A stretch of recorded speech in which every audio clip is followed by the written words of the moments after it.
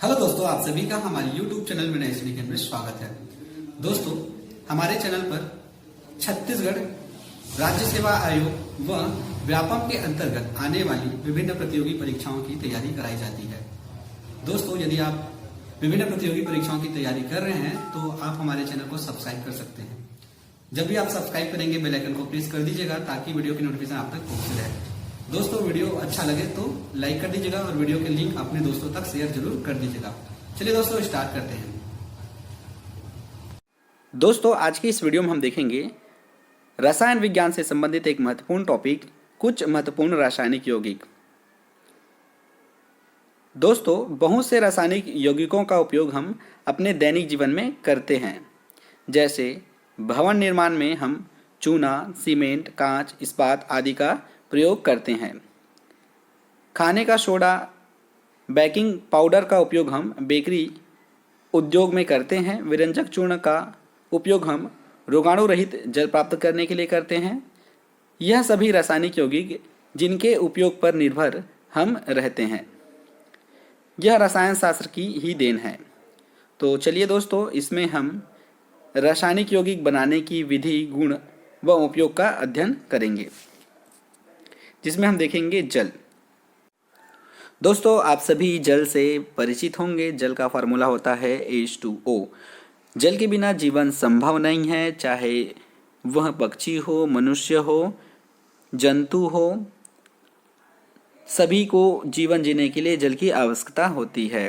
PC Roy ने कहा है, no life without air and water. हवा और पानी के बिना जीवन संभव नहीं है। पृथ्वी की लगभग 75% भाग जल से ढका हुआ है, जिसमें समुद्र, नदी, झील और तालाब आते हैं। जल सभी जीवधारियों और पेड़ पौधों के लिए आवश्यक है। मनुष्य के शरीर में लगभग 70% भाग जल होता है। सन 1781 में एक केमिस्ट हेनरी कैवेंडिश ने प्रयोग करके बताया कि जल ऑक्सीजन व हाइड्रोजन का एक यौगिक है। जल में हाइड्रोजन व ऑक्सीजन का अनुपात 2:1 होता है और इसका रासायनिक सूत्र है H2O। यहाँ पर आप देख सकते हैं, 2 हाइड्रोजन और ऑक्सीजन आपस में मिलकर 2H2O बना रहा है। तो यहाँ पर H2O जल है। जल के गुण, प्रॉपर्टीज ऑफ वाटर। शुद्ध जल रंगहीन, गंधहीन और स्वादहीन द्रव्य है। जल कैसा है? शुद्ध है, रंगहीन, गंधहीन और स्वादहीन द्रव्य है। जल का हिमांक 0 डिग्री सेल्सियस तथा क्वथनांक 100 डिग्री सेल्सियस हिमांक होता है, वो होता है 0 और क्वथनांक होता है 100।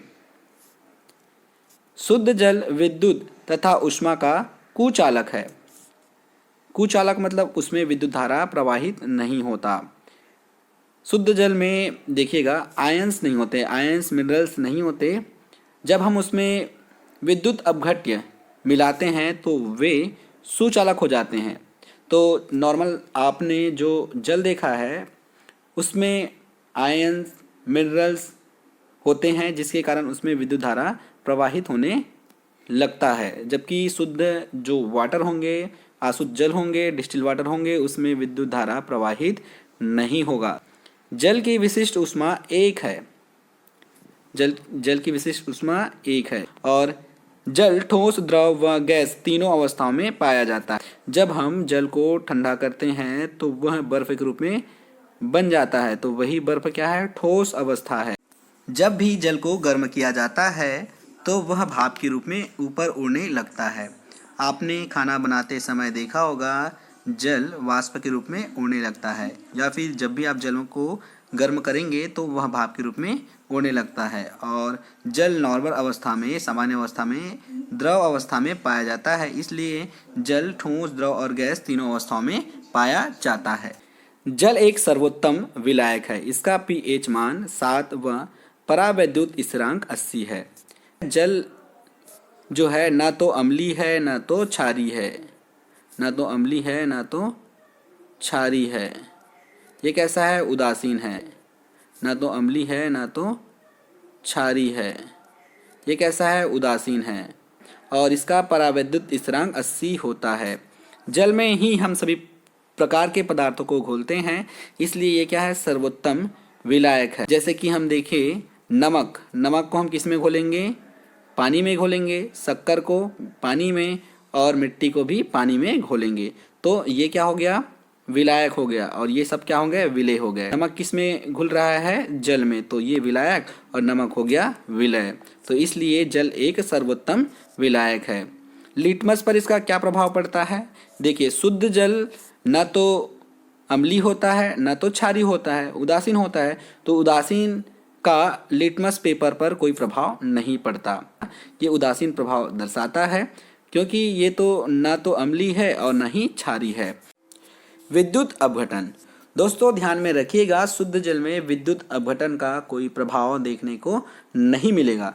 यदि हम जल में अम्ल की 2-3 बूंद डालकर विद्युत प्रवाहित करते हैं तो वह अपने अवयवों में विघटित हो जाता है। जैसे कि ये जल है, जल में हमने यहाँ पर कुछ बूंदे अम्ल डाल दिए हैं तो वह अपने अवयव हाइड्रोजन और ऑक्सीजन में टूट गया है।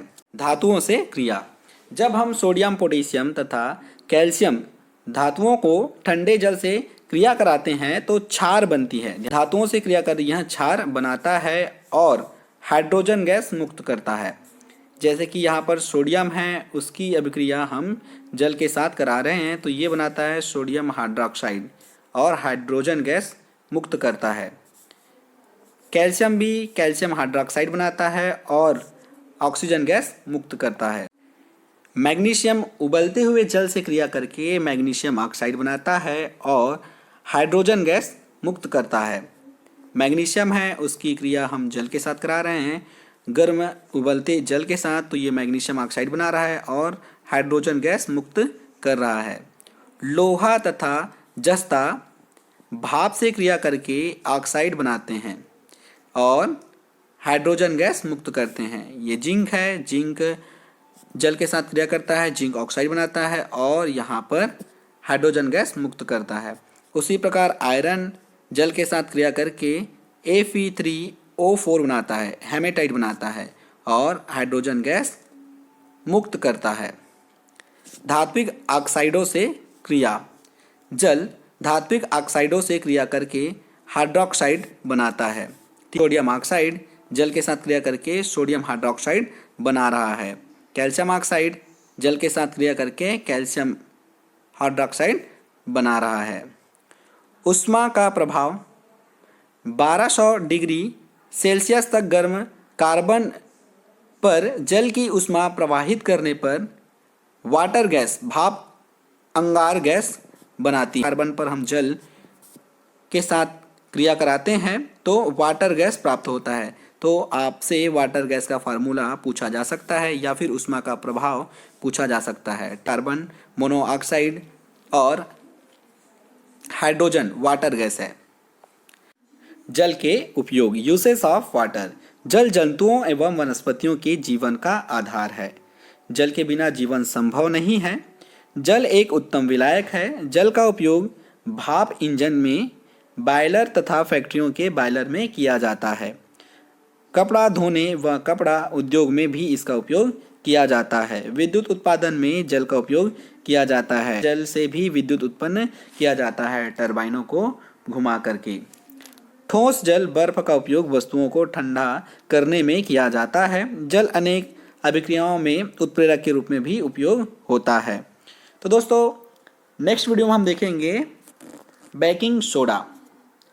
और दोस्तों यदि आप CGPSC ACF रेंजर के लिए छत्तीसगढ़ का सामान्य परिचय MCQs ज्वाइन करना चाहते हैं तो चैनल को सब्सक्राइब कर लीजिएगा, बेल आइकन को प्रेस कर लीजिएगा ताकि वीडियो की नोटिफिकेशन आप तक पहुंचती रहे। दोस्तों छत्तीसगढ़ का सामान्य परिचय बेसिक लेवल से स्टार्ट किया जाएगा, तो वीडियो को ज़रूर देखिएगा और चैनल को सब्सक्राइब नहीं किए हैं तो कर लीजिएगा। वीडियो अच्छा लगे तो लाइक ज़रूर कर दीजिएगा। थैंक यू दोस्तों।